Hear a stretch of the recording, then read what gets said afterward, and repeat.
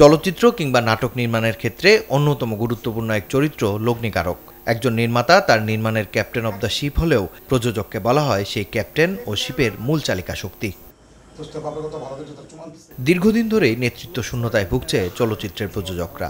১৯৭২ সালে প্রতিষ্ঠার পর নিয়মিত নির্বাচন হয়ে আসলেও প্রায় ১.৫ দশক অনিয়মিত ভোটদানের এই আয়োজন।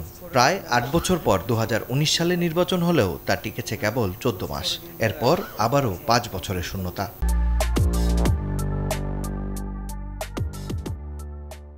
আমরা খুব করে চাচ্ছি যে খুব সুন্দর একটা শান্তিপ্রিয় নির্বাচনের মাধ্যমে একটা প্রতিনিধি নির্বাচিত হোক, যাদেরকে আমরা গিয়ে বলতে পারবো আমাদের দুঃখের কথা, একটা সিনেমা নির্মাণের কথা, গল্পের কথা, এবং একটা প্রযোজক সমিতি শুধুমাত্র সুন্দর নির্বাচিত প্রতিনিধির মধ্যে খুব সুন্দরভাবে পরিচালিত হয়। প্রযোজকরা যদি আস্থার জায়গা না পায়, সাংগঠনিক জিনিসটা না পায় এবং তাদের যে আসলে ইনভেস্টের জায়গাটা যদি পাকাপোক্ত না হয়, তাহলে তো তারাও পিছিয়ে যায়।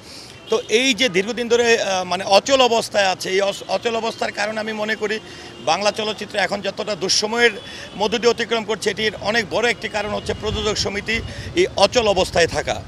বড় পর্দার মতো একই চিত্র ছোট পর্দার প্রযোজকদের সংগঠন টেলিপেবেও। নির্বাচন নিয়ে সকলের আগ্রহ থাকলেও ফের আইনি জটিলতায় বন্ধ ভোট উৎসব। চলচ্চিত্রের মতো তাই নাটকের প্রযোজকদের সংগঠনেও বসেছে প্রশাসক। আজকে বড় কোনো ডিজাস্টার হলে সেটা সাপোর্ট কে দিবে? কারণ আমাদের আন্তঃসংগঠন আছে, তো আন্তঃসংগঠন থাকলেও ধরেন সেখানে প্রডিউসারদের ভূমিকা কিন্তু মুখ্য। প্রডিউসার হওয়ার পরে ডিরেক্টর্স গিল্ড, অ্যাক্টর সিকিউরিটি, তারপরে যারা আমাদের আছে রাইটার সংগঠন, এগুলোকে বিলং করে, কিন্তু সবার আগে প্রডিউসার। সো ওই সংগঠন যদি স্ট্রং না হয় তাহলে আমরা অভিভাবকহীন এবং আমরা আসলে দিক নির্দেশনা ছাড়া ঘুরে বেড়াচ্ছি।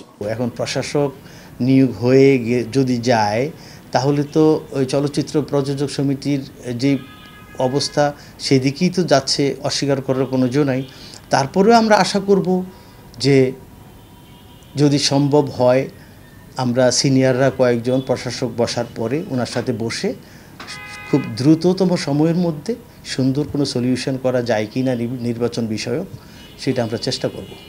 এই যখন বাস্তবতা, তখন বড় পর্দা ও ছোট পর্দার নানা কাজের সাথে জড়িতদের একটাই চাওয়া, শিল্প বাঁচাতে প্রযোজকদের ঐক্যবদ্ধ হবার কোনো বিকল্প নেই। মাকসুদুল হক ইমু, চ্যানেল 24, ঢাকা।